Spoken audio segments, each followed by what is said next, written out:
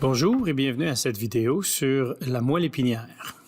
Nous avons ici à l'écran la partie supérieure du corps humain où on peut voir son encéphale dans la tête et le long du milieu de sa colonne vertébrale, nous avons la moelle épinière.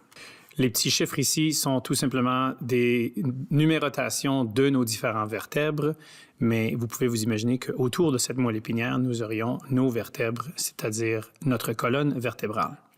Si on prend une petite section de notre moelle épinière et on la grossit, on verrait quelque chose comme ceci, où ce que juste ici, nous avons la moelle épinière et bien sûr, la partie blanche tout le tour, ce sont nos vertèbres. Alors, on peut voir deux vertèbres ici. Et dans le milieu, entre nos vertèbres, nous avons du cartilage qui nous permet de bouger notre dos, c'est-à-dire plier notre colonne vertébrale un tout petit peu. Donc, regardons ça de plus près. Si on regardait notre moelle épinière vue d'en haut, on aurait un aperçu de quelque chose qui ressemble un peu à ceci. Alors, on peut voir juste ici des nerfs qui entrent et qui sortent de la moelle épinière, et on peut les voir juste ici aussi. Alors, des nerfs qui entrent et qui sortent pour apporter justement les influx nerveux dans notre moelle épinière. Une autre chose à noter, c'est que nous avons deux différentes parties à la moelle épinière. Nous avons la partie blanche tout le tour, qui est faite de neurones myélinisés, c'est-à-dire des neurones qui comprennent une gaine de myéline, voulant dire que les influx nerveux vont pouvoir bouger beaucoup plus rapidement. C'est ce qu'on appelle la matière blanche.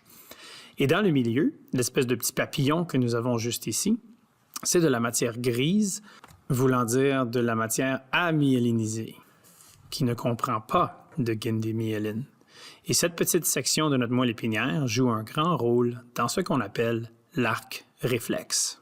La fonction de la moelle épinière comprend deux grandes choses. Tout d'abord, la moelle épinière agit comme un genre d'autoroute d'influx nerveux pour envoyer les signaux en direction de notre cortex cérébral pour détecter les choses comme dans nos sens. C'est ce qu'on appelle la voie afférente des influx nerveux.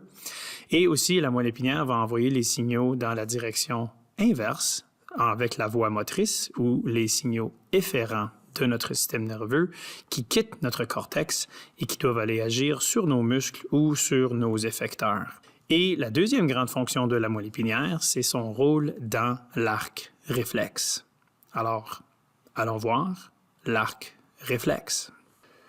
Donc, pour expliquer l'arc réflexe, prenons une situation peu courante qui est de se piquer le doigt sur un cactus. Donc, bien sûr, juste ici, à droite, nous pouvons voir la moelle épinière avec sa matière blanche et sa matière grise. Et on a notre cactus et la personne se pique le doigt sur le cactus. Mais si on grossit le doigt de la personne, juste ici, dans la peau, nous avons des neurones qui détecteraient la présence de l'aiguille du cactus. Ce sont des neurones spécialisés qu'on appelle les récepteurs. Et les récepteurs vont faire synapse avec un autre neurone. C'est pas tout à fait gros comme ça, là, c'est pas dessiné à l'échelle, mais on va faire synapse avec des neurones qu'on appelle des neurones sensitifs, juste ici. Et ces neurones sensitifs-là vont voyager. Alors, dans le doigt, le neurone sensitif va faire déplacer l'influx nerveux le long de notre bras jusqu'à notre moelle épinière. Et c'est un neurone sensitif, donc le corps cellulaire est ici au milieu, quelque part. Encore une fois, rien de ceci est dessiné à l'échelle. Alors, l'influx nerveux va voyager en direction de la moelle épinière, le long de l'axone de ce neurone sensitif. Et quand l'influx nerveux sera rendu dans la partie grise de notre moelle épinière, il y aura synapse avec un interneurone. Et cet interneurone a deux responsabilités.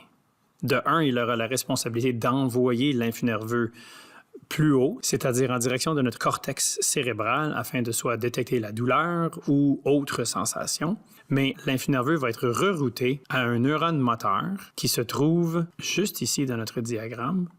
Et ce neurone moteur va envoyer l'influx nerveux directement à notre muscle, dans notre poignet ou dans notre bras pour stimuler le muscle ici par synapse, stimuler le muscle à justement retirer notre doigt, alors enlever le doigt de l'aiguille ou du cactus pour justement ne pas enfoncer complètement son doigt dans le cactus ou sa main et se faire mal de façon beaucoup plus sévère. Alors notre réflexe qui fait ceci de façon très rapidement va nous permettre de nous protéger. Alors en résumé, le neurone sensitif envoie le signal à l'interneurone dans la moelle épinière qui va envoyer le signal au neurone moteur. Le neurone moteur va envoyer le signal à notre effecteur, qui dans ce cas ici est le muscle.